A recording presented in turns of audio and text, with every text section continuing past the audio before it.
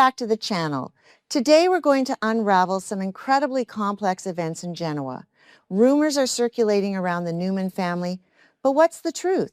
In this video, I'll summarize the plot points that will be revealed in the next episode. Stay tuned to see what happens.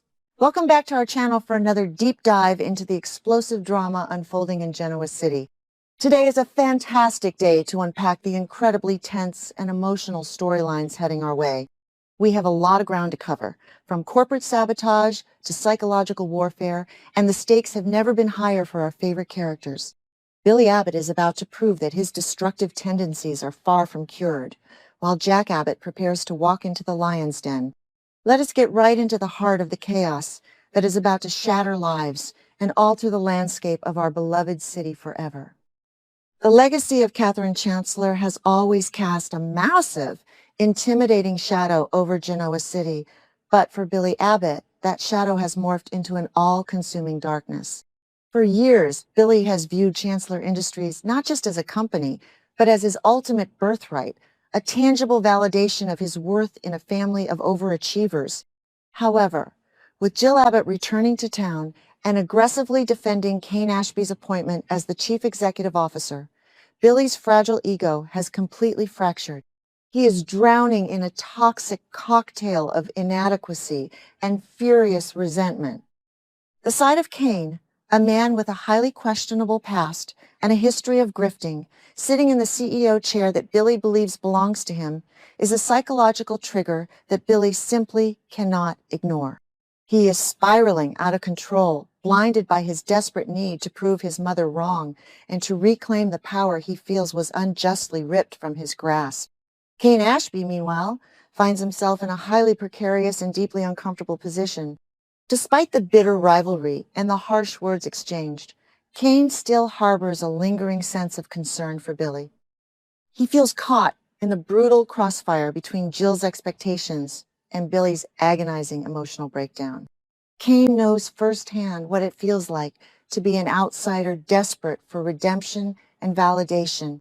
In a surprising move fueled by either genuine compassion or a strategic desire to neutralize a volatile threat, Cain approaches Lily Winters with an unprecedented request. He desperately pleads with Lily to bring Billy into the Chancellor Industries fold, hoping that a prestigious position within the company will pacify Billy's raging insecurities and put an end to the destructive familial warfare that is threatening to tear them all apart. Lily Winters, however, is far from convinced. As a woman who has fought tooth and nail to protect her family's legacy and her own hard-won stability, Lily views Billy's erratic behavior with intense skepticism. She vividly remembers the countless times Billy has allowed his impulses to sabotage his professional and personal life. When Cain presents his idea to officially offer Billy a high-level job at Chancellor, Lily pushes back with fierce logic. She argues that Billy is far too stubborn, too prideful, and too deeply wounded to ever accept what he would undoubtedly perceive as a pity job or a condescending handout from the very man who usurped his throne.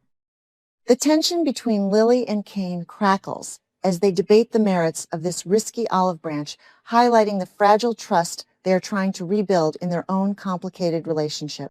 Despite her profound reservations and her sharp instincts warning her otherwise, Lily ultimately yields to Cain's persistent pleading. She officially sanctions the job offer, extending a corporate lifeline to Billy in a desperate bid to restore peace. However, Lily's initial assessment of Billy's psychological state proves to be horrifyingly accurate. When Billy receives the offer, he does not see a gesture of goodwill or a chance for collaboration. He sees a blatant, humiliating insult. In his distorted, rage-fueled perspective, Cain and Lily are mocking him, tossing him a mere bone while they feast on the legacy that rightfully belongs to the Abbott family. This perceived indignity is the final spark that ignites the powder keg of Billy's fury, pushing him past the point of no return and setting him on a path of catastrophic retaliation. But that is not all, because Billy's retaliation does not just target Chancellor Industries. It viciously strikes at the most vulnerable and innocent casualty in his orbit. In a shocking display of vindictive recklessness, Billy completely loses control and commits an unforgivable act of sabotage against Spectre Charles Media. Driven by his blinding obsession with Chancellor and his desperate need to assert dominance, Billy makes a catastrophic move that severely damages Sally Spectre's company.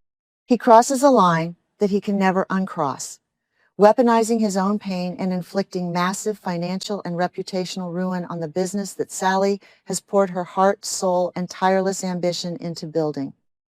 Billy's actions prove that the reckless, destructive gambler inside him is still very much alive, willing to burn down the world around him just to feel the warmth of the flames.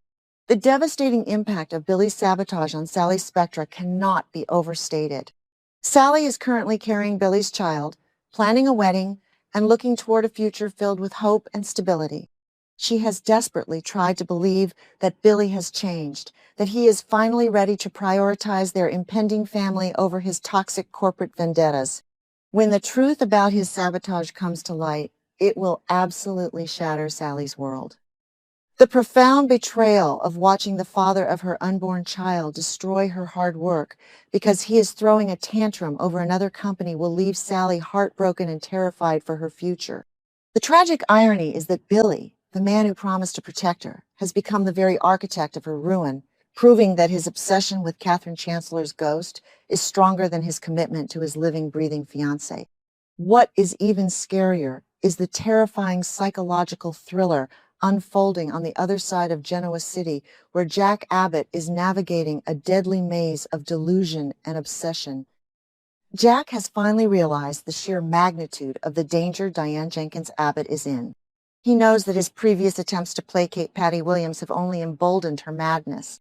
Jack understands that he must tread with extreme caution, as Patty's grip on reality is entirely untethered and her capacity for violence is historically documented. He recognizes that he cannot simply overpower her, he must outsmart her.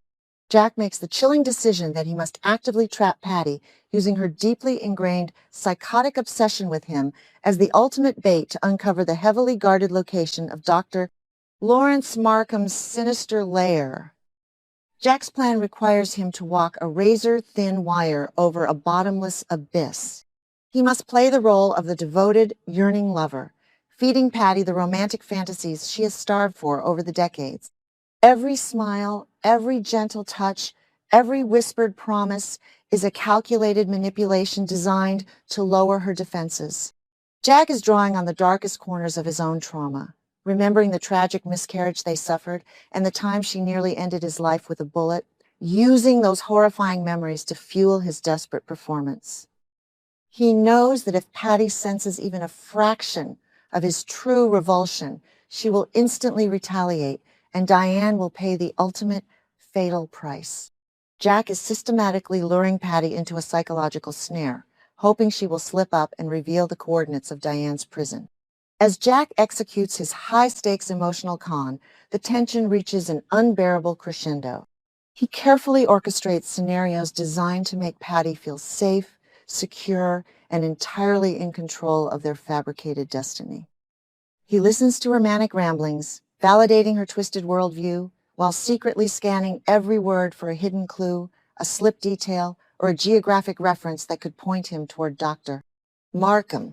Jack's internal agony is immense. He is forced to betray his own moral compass and engage in a deeply disturbing emotional manipulation, all while his heart screams in terror for Diane, who is currently fighting her own terrifying battle for survival against a sadistic, narcissistic captor.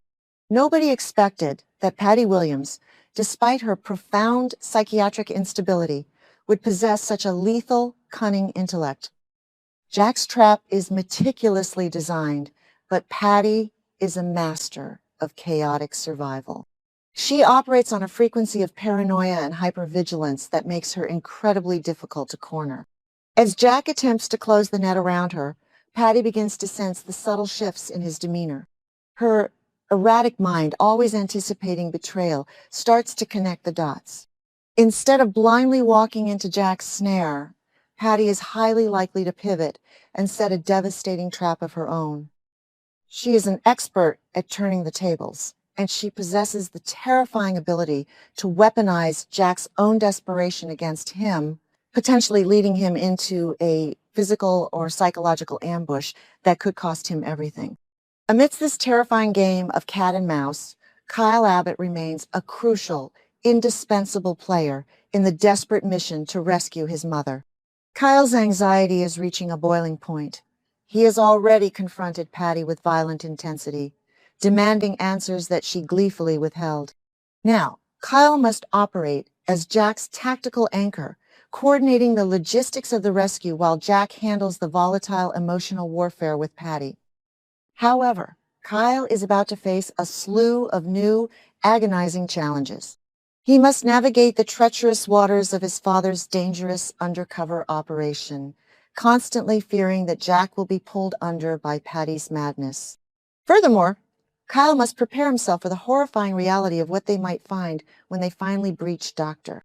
Markham's fortress, knowing that Diane has been subjected to unimaginable psychological torture. The collision course between the Abbott family's desperate rescue mission and the fracturing alliance of Patty and Doctor, Markham is destined to end in explosive tragedy. Diane has already made her move, executing a brilliant, terrifyingly risky manipulation to steal Markham's phone and send her SOS.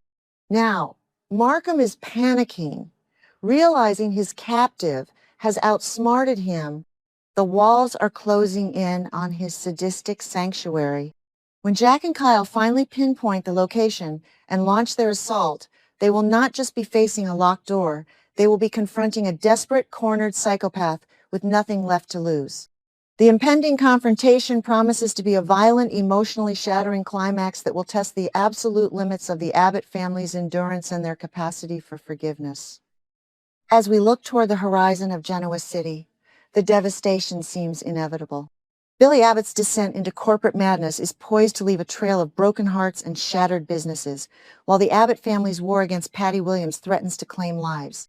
The psychological scars inflicted during these harrowing battles will undoubtedly take years to heal, if they ever truly do. Here is a controversial prediction to leave you with.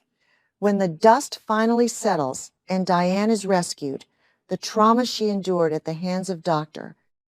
Markham will fundamentally alter her personality, pushing her to team up with an unexpected ally, perhaps even Victor Newman, to exact a revenge so brutal and calculating that it will make Patty Williams look like an amateur. Do you think Diane will return as a victim or a vengeful mastermind? Let us know your thoughts in the comments below. And stay tuned for more shocking updates.